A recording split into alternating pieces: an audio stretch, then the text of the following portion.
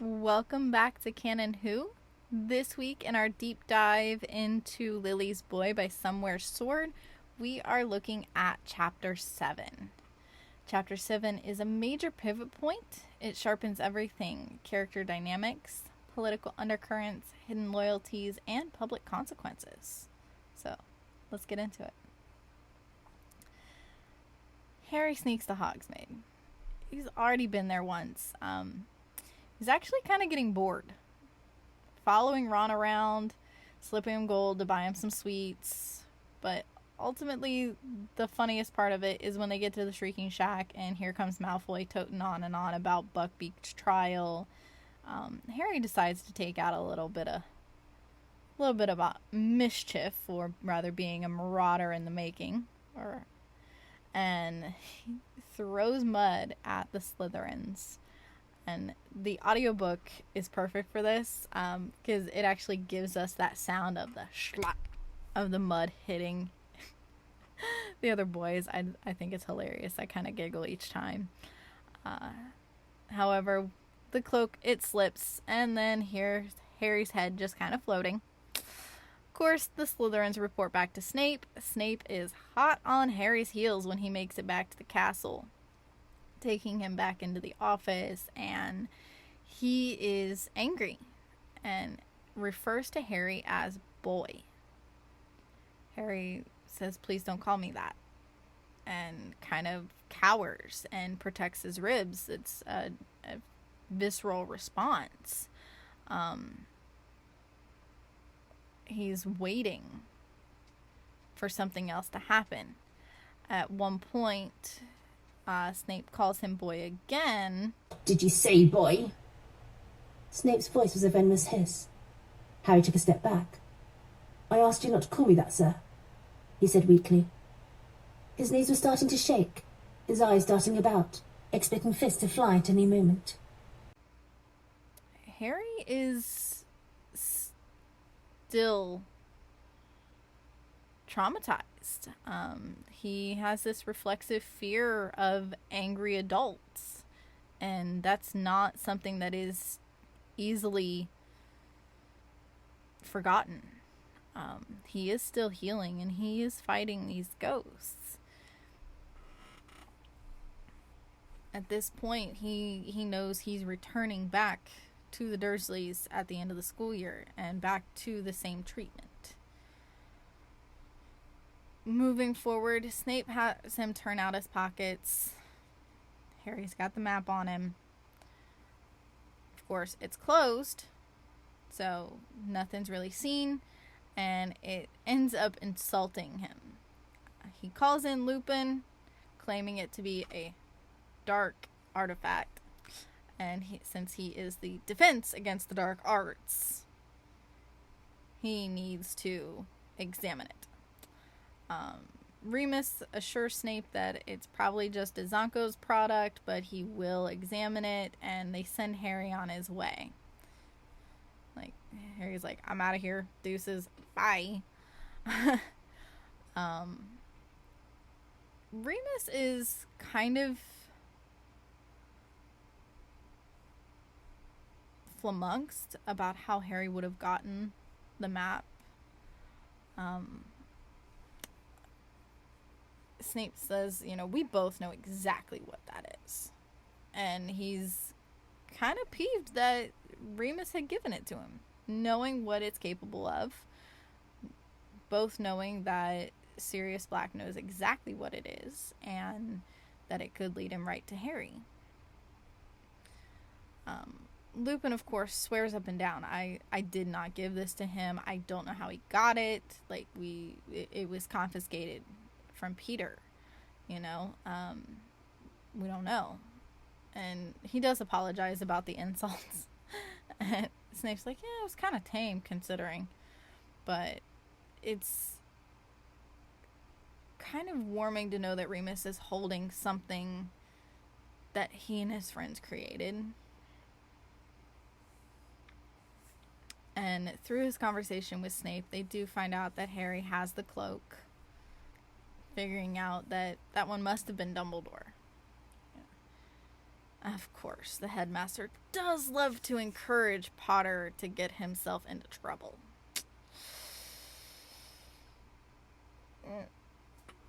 So they're like, they both realize Harry doesn't know the origins of the map. And Remus realizes he's gonna have to tell him. He'll need a good reason why he's not giving it back. And he actually asks why Snape didn't open it. And he never learned the password.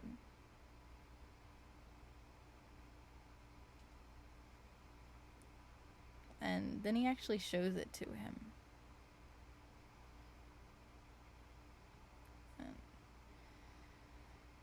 Remus gets a physical punch to the gut here in that he sees the map coming to life and the fresh wave of grief.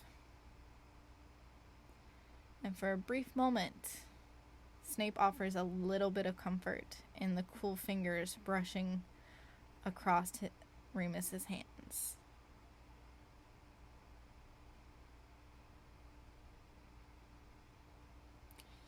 And he remembers the legacy of the Marauders.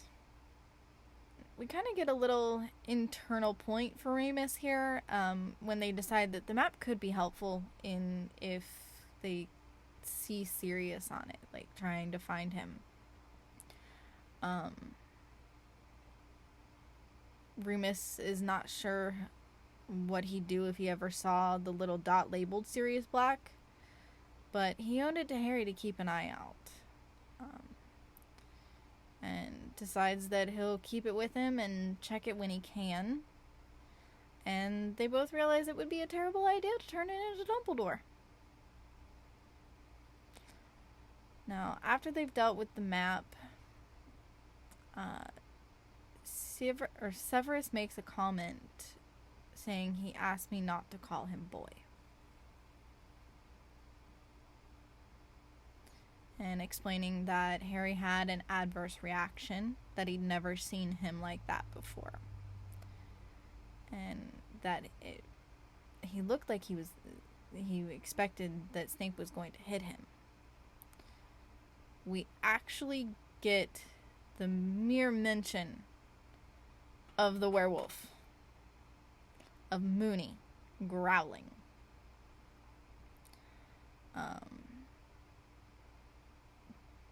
He has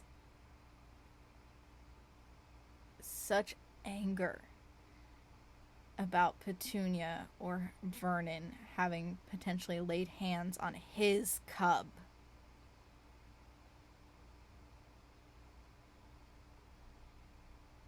His cub. Well, actually, in the text, it's my cub, but the anger is there.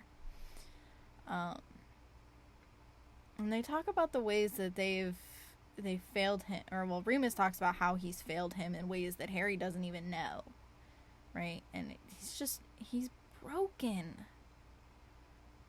Remus is just broken from how everything has happened. And Severus is actually kind of supportive. It's another side of Snape that we haven't really seen, where he says that Dumbledore is the only one who's failed him, and we will do our best to rectify that. So that evening after dinner, Harry does go see Professor Lupin to try and get the map back. He asks for the parchment. Can I have the parchment back? And he goes, "No, Harry, you cannot have the map back." Yes, I know it's a map. He does kind of give off that he is disappointed. Not only did he go to Hogsmeade unsupervised, but he's had the map for who knows how long, and with Sirius Black on the run, and never turned it in. Harry thinks, how would Black even know how to use it? Wouldn't it just insult him? Lupin shows him that he knows the password. And then he explains how he said, "You used to call me Uncle Remus. I suppose I lied a little bit. You much preferred to call me Uncle Mooney. Well, more like Uncle Mooey. But he's giving Harry a little bit more. He looked to the map and then to the professor with shock. And then he explains the Marauders. Remus, Peter, Sirius, and James. Mooney, Wormtail, Padfoot, and Prongs.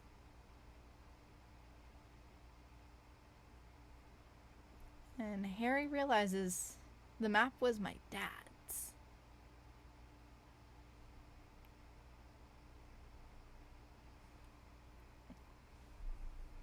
And Remus actually puts together the Weasley twins had it. So I think that's just funny. He's like, some friends gave it to me. I suspect the Weasley twins, I presume. Finds out about the worshipping of the Marauders.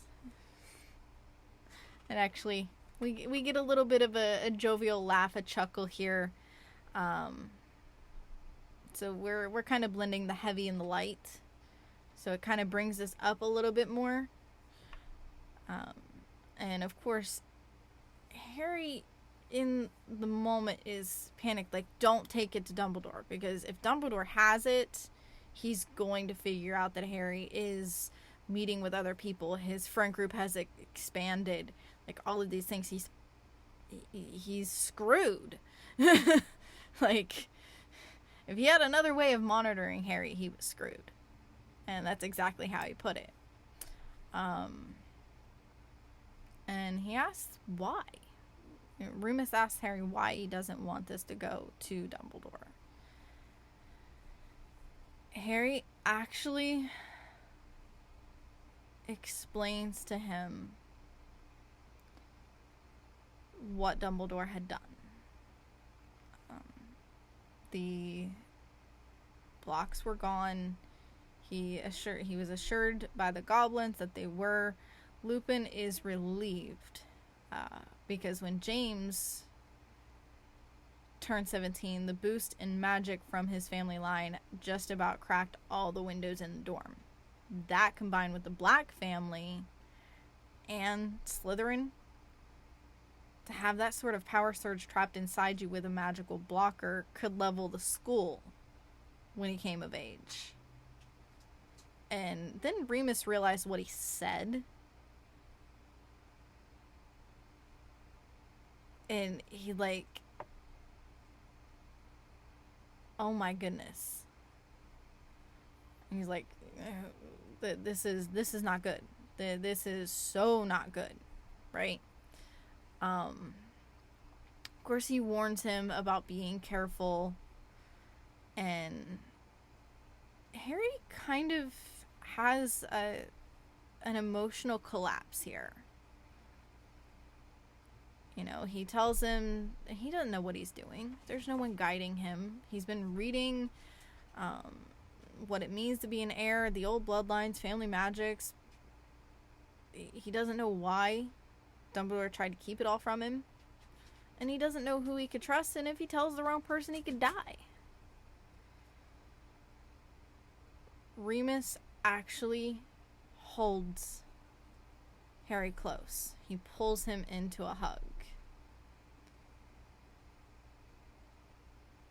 calling him Cub, assuring him that it was going to be all right.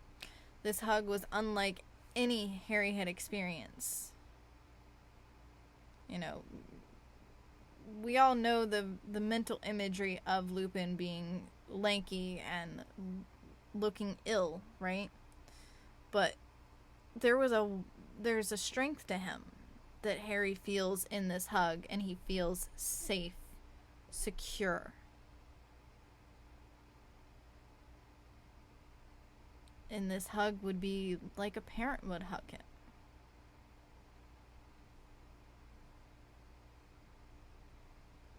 You know, Harry mutters that he's always alone.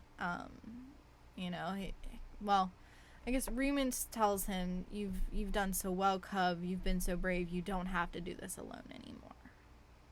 And these are words that Harry's never heard. And he says, "I'm always alone." He sees the flash of gold the flash of gold in Moony's eyes, thinking it's probably just light, because remember, at this point, Harry doesn't know about the wolf. He doesn't understand the idea of Moony. He goes, "Never again. I've let you down for far too long. You're not alone anymore." Right? Harry's emotions are so jumbled in his head at this point that he barely can make any sense of it at all. But at least one person, one adult, knows, and knows the whole truth.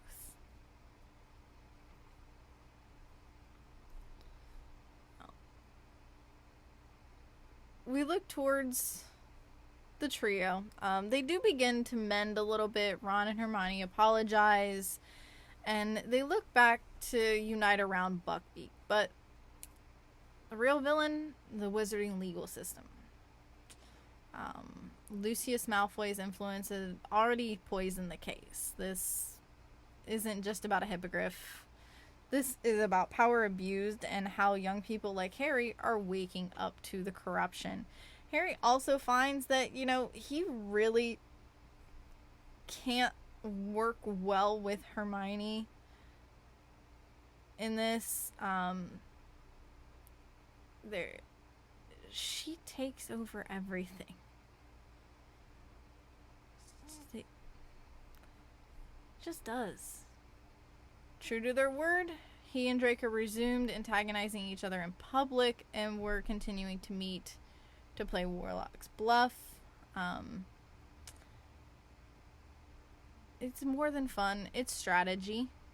It's alliance building. It's a way to learn the language of Slytherins. I like the statement. Sometimes the strongest move you make is the one you don't make. And Harry is mastering the politics Draco was raised into. And Draco's lowering his guard, not just with Harry, but within himself as well. And one night, at one of their meetups, after Draco leaves, the door opens, and Harry is discovered by Lupin. There's no explosion. I mean, there's of course a little disappointment and warning, like, what's going on? You're trying to, trying to get hurt. Like, we're trying to protect you, but you keep sneaking off. Hello. So, and they realize that he's like, did I just see a young Mr. Malfoy? Yeah, we're friends again. Or like, we're friends. And Lupin's expression of history repeats itself indeed is kind of funny. In the idea of also, it's like, Gryffindor's the only one losing points because Draco didn't get caught. And he does mention, Lupin mentions at the end of it, he's like, you're not entirely Lily's boy.